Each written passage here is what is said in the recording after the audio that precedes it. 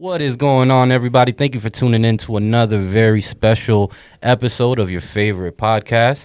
Your favorite Sunday show. You already know it's your boy Mike Sanchez. It's your boy Repeat. It's your boy Remy in the building, guys. And just as a courtesy, we're going to remind you guys, don't say this, say that. Guys, I'm super excited for the people we have in the building. We have Sabrina, we have Teresa, and they're representing Alray Scholars. We're super excited for you guys to be informed and empowered with the information that this great organization is offering. So, Teresa and Sabrina, for those who may not know, who are you guys?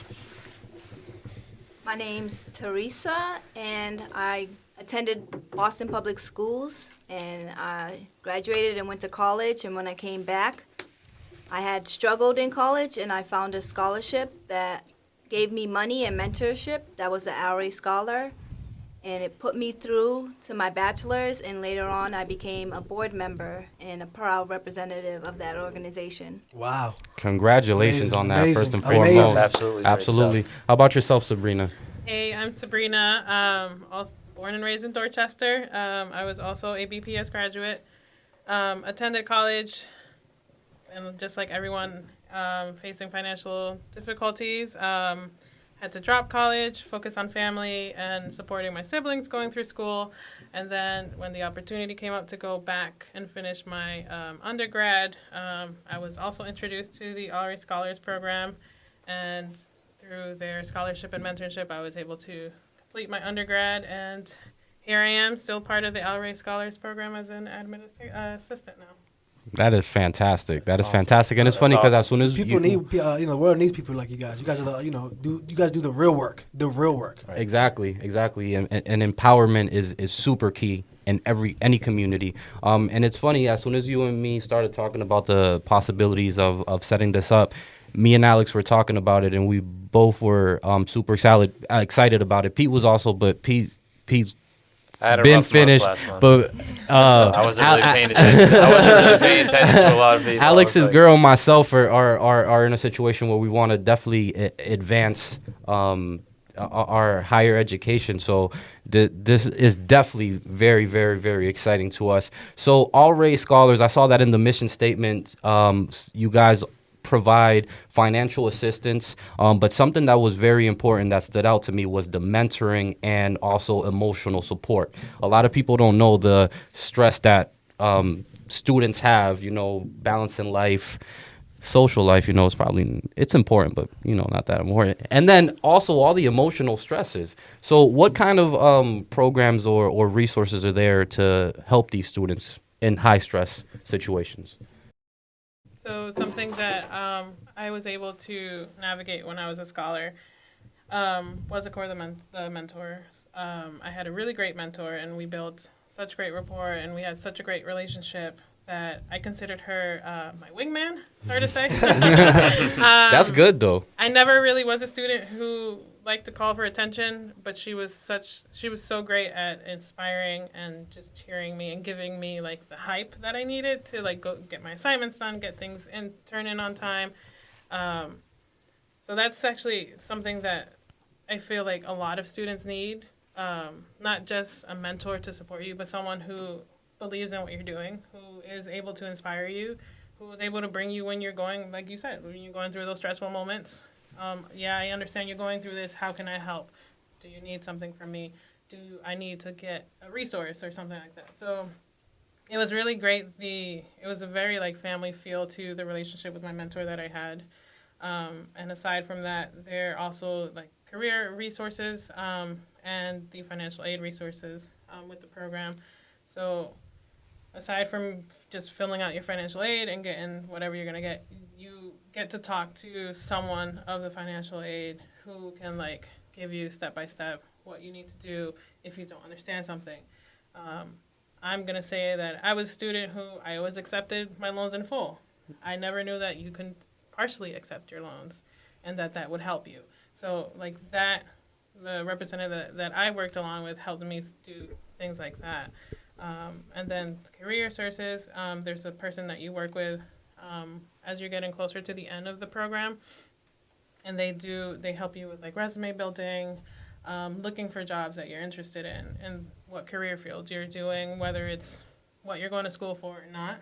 So I was also able to meet with her towards the end of my undergrad and sort of just like navigate options of work to see what was available out there.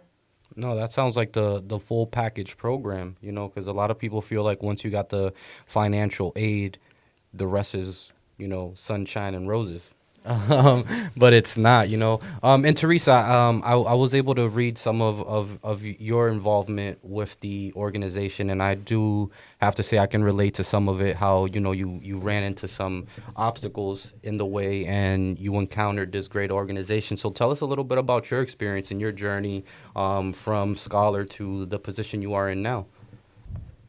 So I'm a Boston girl through and through. I went to Charlestown High School. Represent. That's nice. You played ball? I played on the basketball There you team. go. Oh, yes, sir. What position were you? Point guard and two guard. Yes, sir. Led the team. She played a That's little right. center here and there. So I've been in the community. I attended the Boys and Girls Club, grew up there a lot, and I was a good student. But then when I went to college, I was not prepared.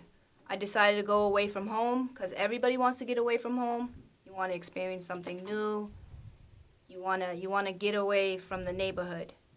I did that and it didn't work out. And I came home and I was feeling kind of crushed, feeling like I couldn't succeed, like I would never succeed. Now, what was the So- biggest difference between the going from the high school success and then going from the college? Because I had I had the opposite effect. Like high school was like, man, and then I went to college and I was like, oh, this is much easier for me. For me, it was environment, who I see around me. Those faces aren't the faces I was seeing before. It was preparation. You know, how these kids finding these classes, these assignments so easy. And I was like, well, I was not prepared for this. And you just start to doubt yourself. And I was like, I'm not built for this. I wasn't meant to achieve this. And it wasn't until I got out of that mindset that I could complete my degree and feel like I'm a success to myself. So I came back to Boston and decided to go to community college. One of my teachers introduced me to the scholarship, and it wasn't easy. I got back into school, and it wasn't like a straight shot, and there's bumps and obstacles along the way, but finally got to achieve that degree. Congratulations on Thank that, you. for sure. Definitely, definitely, big congrats on that. Seriously. So how did you speak a little bit about the transition from scholar to now board member? Okay. Congratulations on that as well. And I know that you said that they definitely have some mentors and resources in place for career placement and stuff once you're at that point in your studies. So this is an organization that likes to give as many resources as possible to our students. So any person who's been a part of the organization, anyone as a friend, we try to tap into what they can provide to us, whether it's consultant, whether it's a mentor. So when I left, they called me back and said, hey, would you help bring in new applicants? Will you help interview? So I was on the applications committee, reading the applications and interviewing new prospective students. And then I did that for a couple of years, and they invited me to be a board member. I joined a board meeting, and they liked what they heard, and they voted to accept me as a board member last summer. congratulations on that. Awesome. Big And ups. what is the age range of students? Do you just do college kids or you do high school as well? So the program, if you go to college and you take a break, and then you're attempting to go back to college, that's our group. So it's 18 plus. 18 plus. That's a very specific niche right there. It's funny It's a because necessary one, though. until Mike was telling me about it, I was like, that's funny because there's a lot of people. That's a big And you lesson. don't Yeah. realize it until you stop and think like someone did start college years ago and forget about it.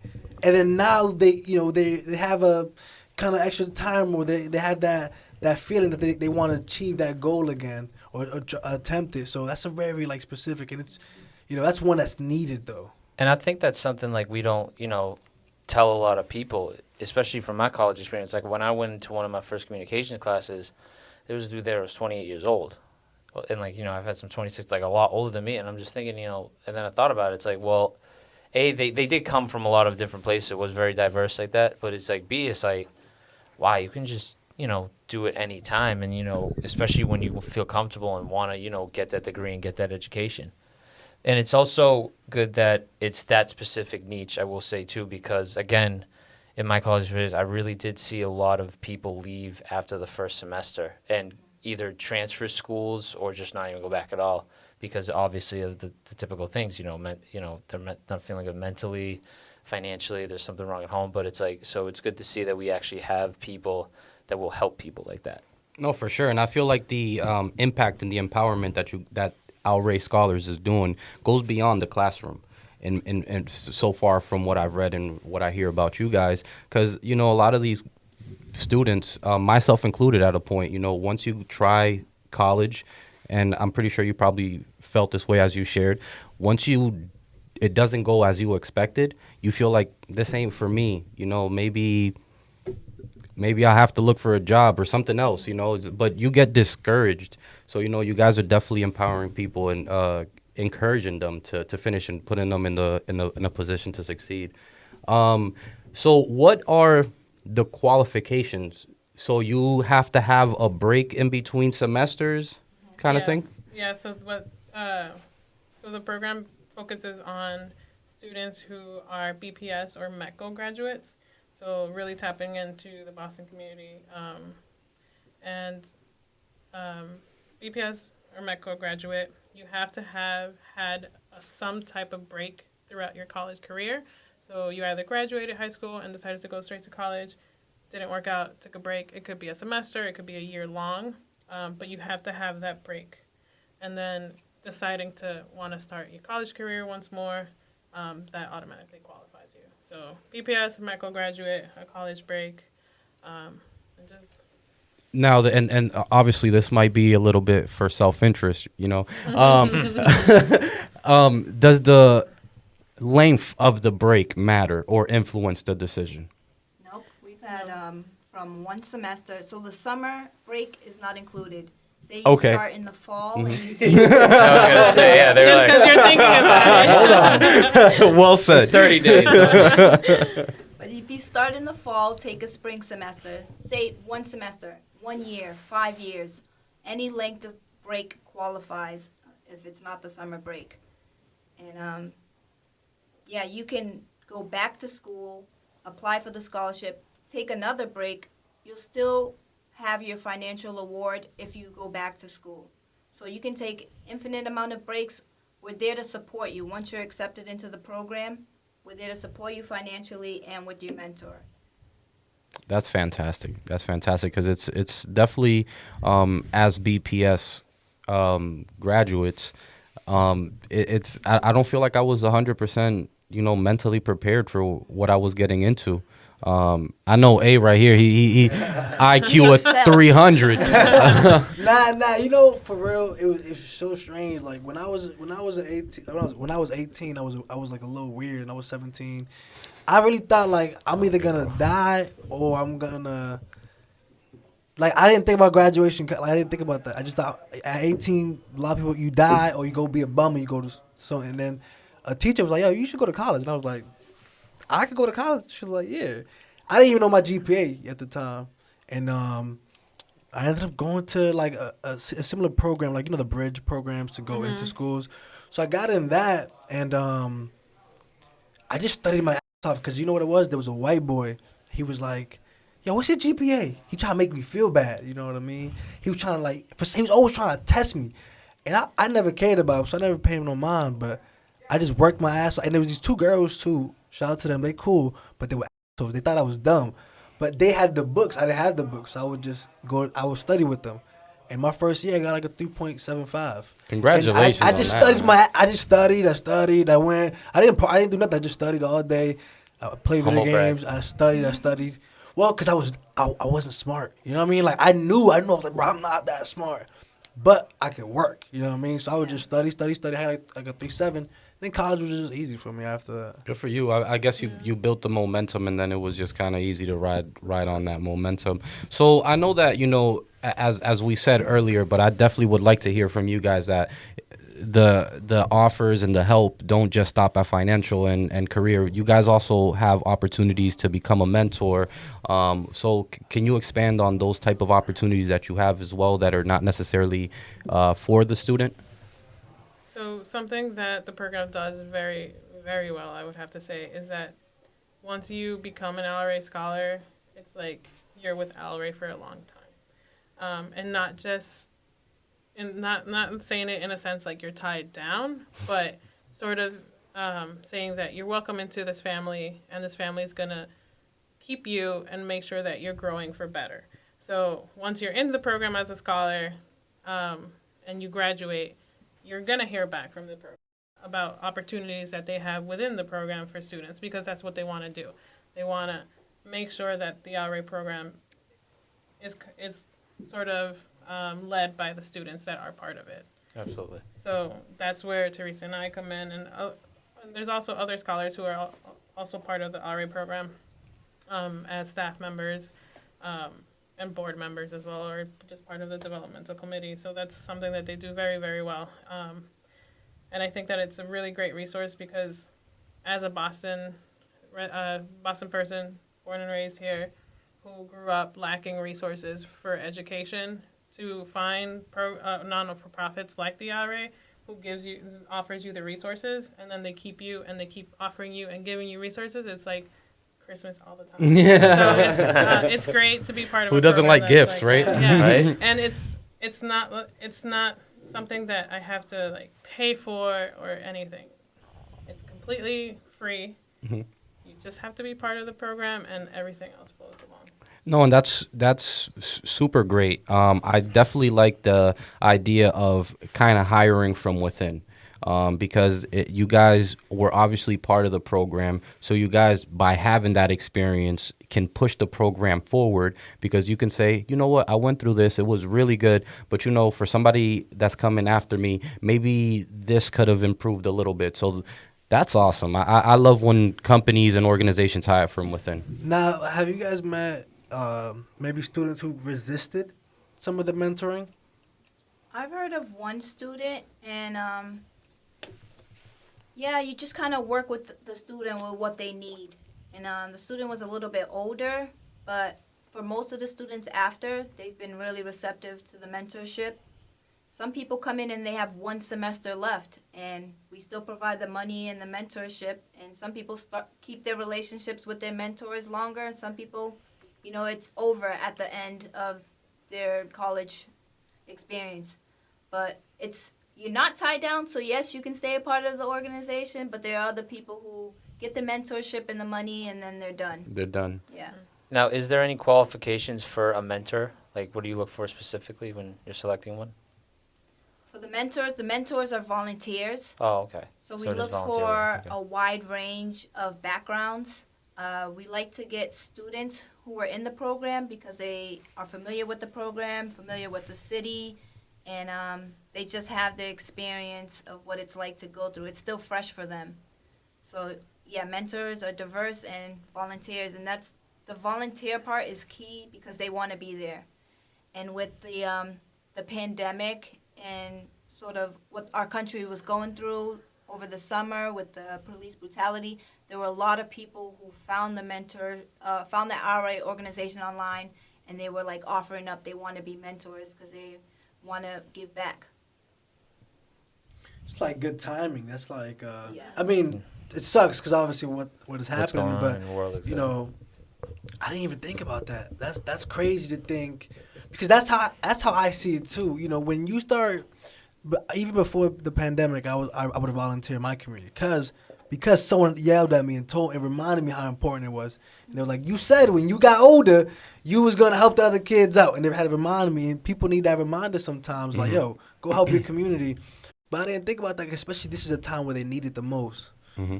So it's glad to hear that people are stepping up and making sure that, you know, those kids, because kids, man, they're impacted by what they see a lot, and they're influenced, and, you know, they're seeing some of the, right now they have access to everything. Every news in the world they have access to, all the bad news in the world. So Yeah, and I think that's something that's important, because like the way I work is that I like to give back to the community that saw me grow, and I don't think I'm a privileged person, in the sense of where I stand in race and ethnicity, but I am privileged because I have all these resources and knowledge to share. So why not give it back to the students who need it?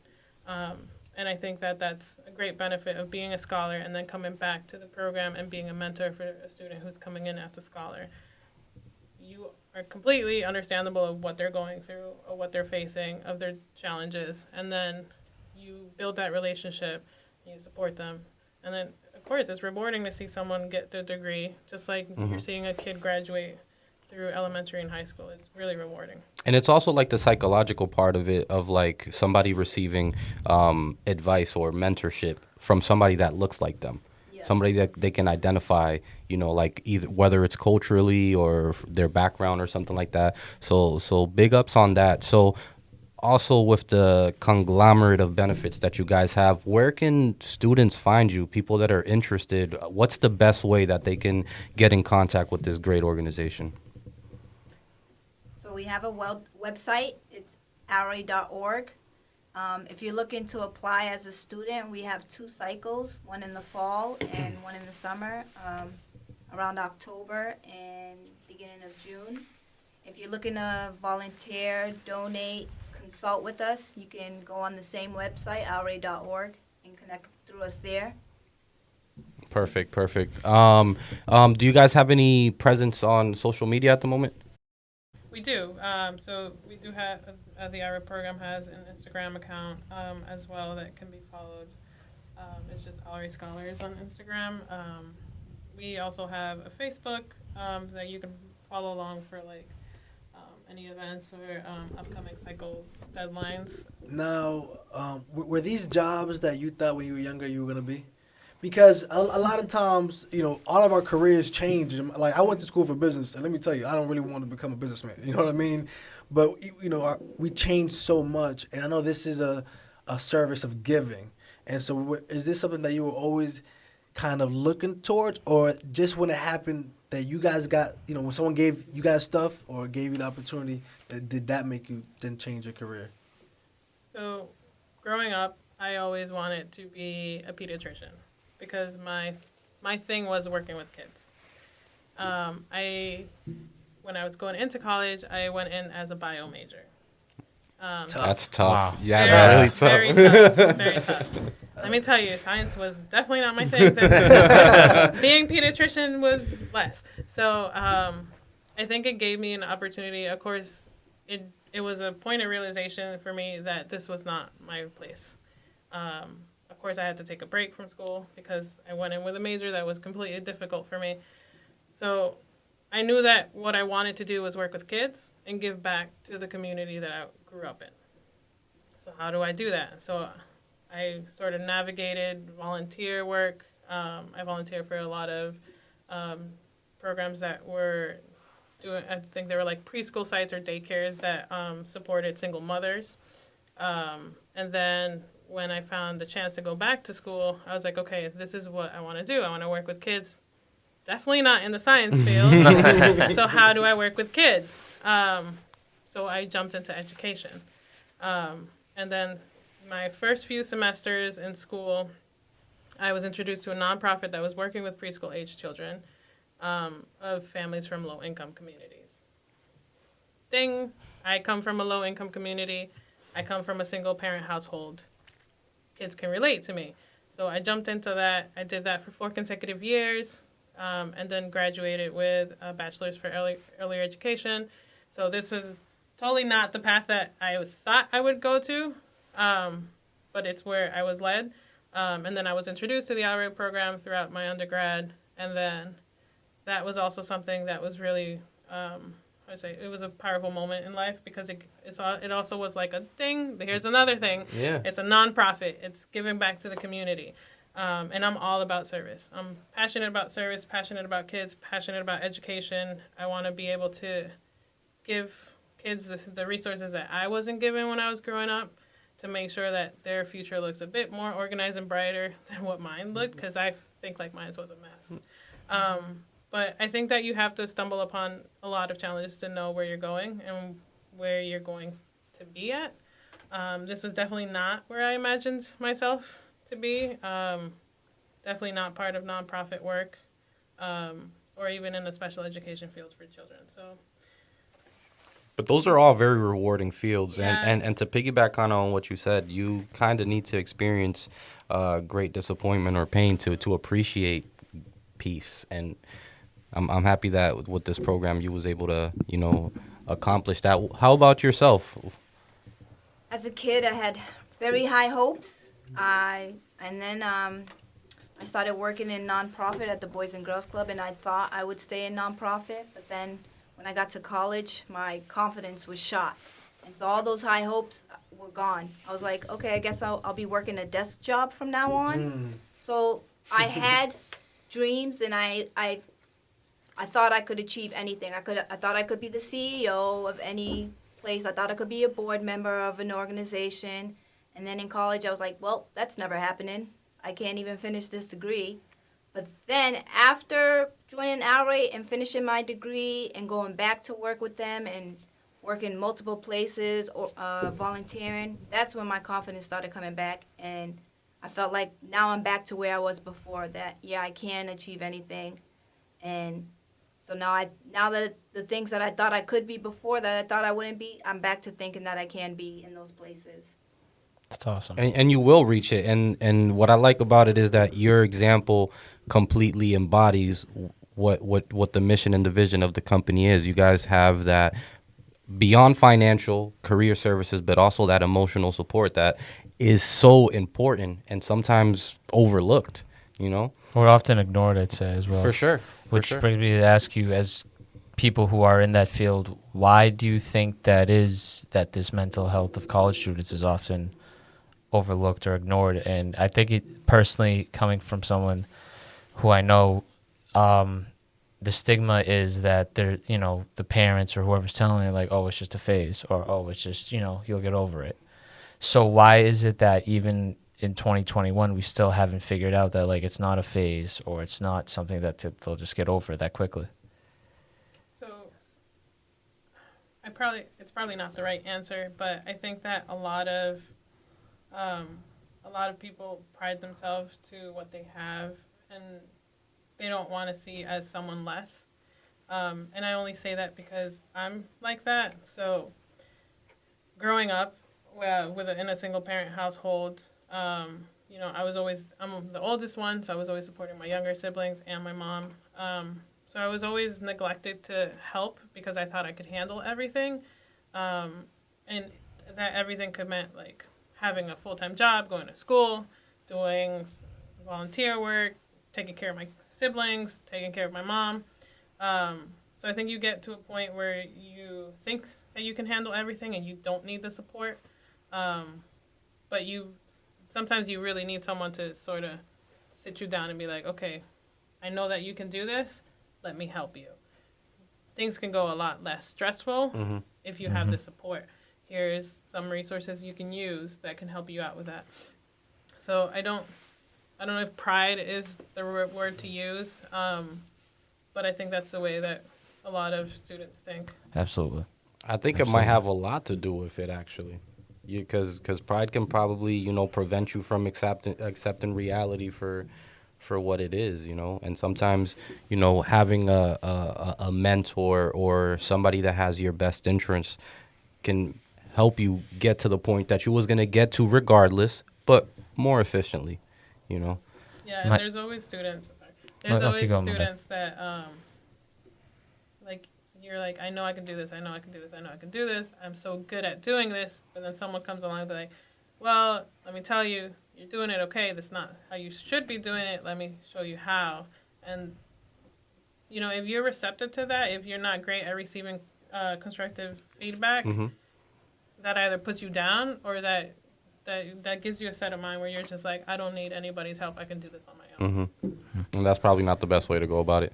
All right. So, wow, this is definitely something that I really wish I knew about a little sooner, to be honest with you. I feel like it would have helped me a lot, but I'm very excited as the program embodies. It's never too late if there's a will. So super excited about this program. Do you guys get some people who are older? Do you guys get? Cause like you know what? Cause people, like you were saying, people have egos sometimes. So maybe if we're the same age and or if I'm older and I gotta ask you for help, does that ever come up in the office? We get some people that are older. There is a sweet spot, though. I say 20s, early 30s is the sweet spot for people who are receptive and want to be a part of the program. Now, how long has this program been around for? We're over 10 years old now. Wow. Awesome. That's awesome. But like, Wow. yeah, that's like you said. I wish just more people heard about it because I was gonna say that it sounds like you guys have been really putting in the hours over these last 10 years. So, this sorry, is please. where the important part comes in. Anytime we talk to someone about this, unofficially, you're now our ambassador. If you're listening and this program doesn't apply to you, maybe you know someone that it does apply to. And a lot of our work does get spread by word of mouth. Just talking to people and telling someone, hey, I think this will be good for you.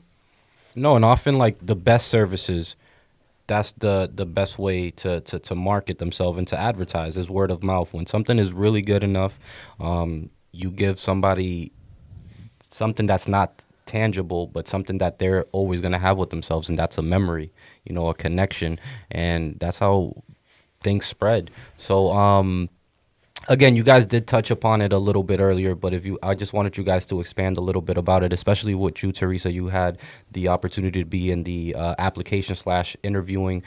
So you said that there's 2 openings for students to apply. One is in June and the other one is in October. So walk us through the process, and when can a new student expect to go through? Yeah, I definitely want to hear that. That's a good. I want to hear that process because I had an interview process with. I don't know if you guys ever heard Summer Search. It's here in Boston. They do almost things that are really similar to you, but except they send you off to like a trip, like outward bound type of thing. They sent me to Pennsylvania, or they'll send some kids to overseas to do college credits and stuff. So they're like a big organization. So I want to hear your process. So you start off with the application. We have rolling cycles, so you can apply in October, you can apply in June, but you can submit your application anytime. So say if you submit your application in January, it'll come up for the June cycle.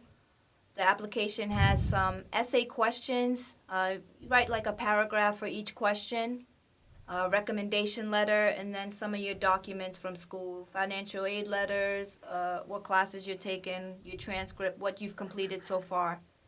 So in June, we read through the applications, and then we send invites for an interview. So if you make it to the next round, we interview with you. Before we had interviews in person, the last 2 cycles, we've had Zoom interviews, and you interview with a panel. Some of the people are on the board, and some of the people are volunteers in the application committee. And then after your interview, you're accepted. And you can choose to accept to be in the program or not. How long after till they get their acceptance? So it's usually about a week or 2 after your interview. So it's a quick turnaround. So the application committee, we make a decision, and then we have to go back to our board, and they agree to accept those scholars. As a board, we agree to accept the scholars into the program. So if you go in the June cycle, you'll be receiving money and mentorship for that fall semester. And what I know that obviously one of the qualifications is for you to be 18 plus, a BPS graduate, and to have some sort of break in your educational journey.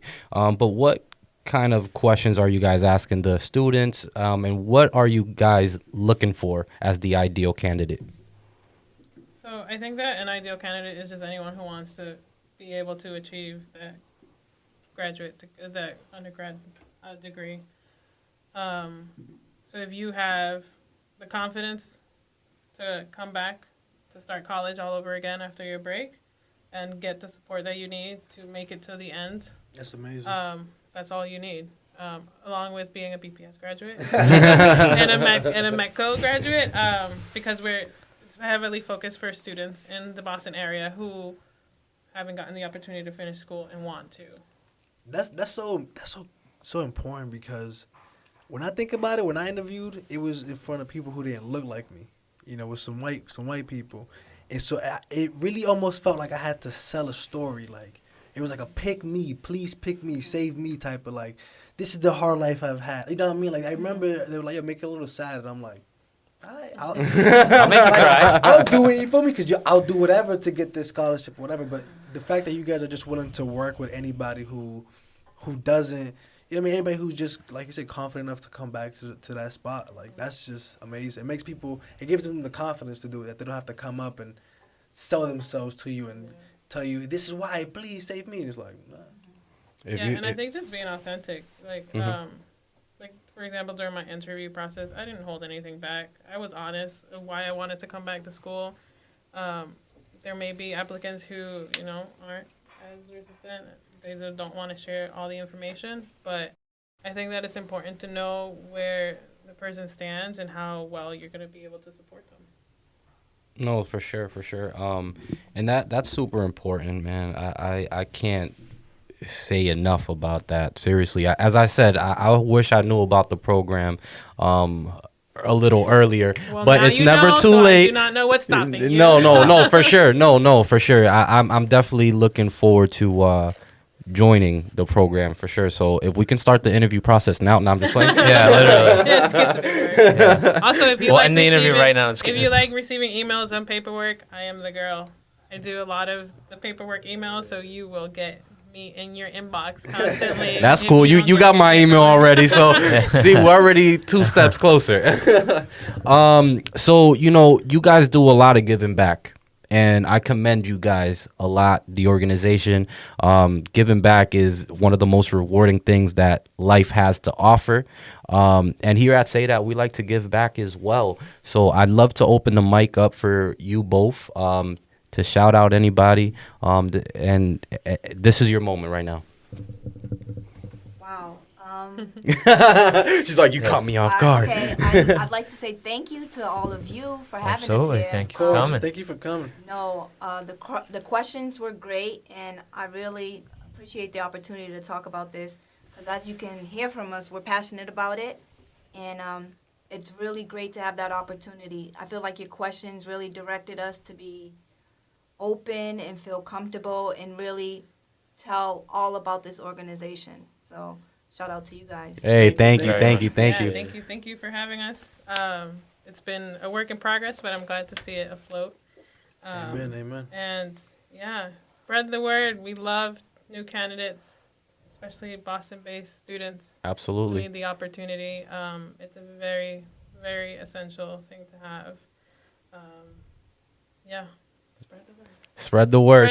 Spread the love. Pete, who we shouting out today? Man, I gotta once again shout out everyone who's tuned in so far on Apple, Spotify, and YouTube. I don't know why I get that wrong every time. It's 3 things. They all sound different, and I mess up. But yeah, man, stay tuned for more great content. We want to thank both of you as well for coming in. I always love to hear from people who are supporting the community and moving the community forward, and also giving back to their hometown of Boston. 617, you already know. That's the team. But as always, hit that sub button. And hey, what about you, man? As always, first of all, thank you guys for coming. Thank you. And thank you for the work you do for the public, for the community, because for real, it's not easy. And it takes, someone to take the lead and show people that it's possible. And, that's what saved me, you know what I mean? People that took their time to love their community is the reason why I got to go to college and finish. And the reason why I got to be sensible, I was taught common sense there. So thank you guys. For as much as I know it's not a glamorous position as other stuff, this work needs to be done. I'm grateful you guys are doing it. Know that you're making an impact. We want to give you your flowers while you guys are here. Absolutely. We really Absolutely. appreciate you guys. Second, shout out to me because I work hard. Shout out to me. Hold up. Shout out to me because God loves me and I'm working on myself. And I love myself. Shout out to my family. I love everyone. Yo, you too. You guys work super hard. Thank you for coming in and working hard and dealing with me, man. We in every day. Hey, man. For me, thank you to the team. It's always a great opportunity to have the chance to do this with you guys. Thank you guys for coming over here and for the work that you guys are doing. It is definitely something that is very helpful. all of our listeners, even if it doesn't apply to you, go tell somebody. I know you know somebody or a couple somebodies that might benefit by this. You know this guy, exactly. Hey, Exactly. all our best scholars come from word of mouth. So. Exactly. Let's keep that going. Let's keep helping these people. And Alray is giving opportunities to students of the Boston area. You know, a lot of the help is needed. So please reach out. You guys know where to find them. The website, one more time, if you guys can plug it in. Alray.org. Alray.org. And we got the person here that you're probably going to be hearing from. I'm telling you, if you like emails, She got you. She Your got inbox you. will read Sabrina. Fantastic. So as always, thank you guys for tuning in. Check us out on YouTube every Sunday. Like it, subscribe, Fave share, Sunday comment. You already know. And you already know this too. Don't say this. Say that. Have a nice day. Peace. Thank y'all.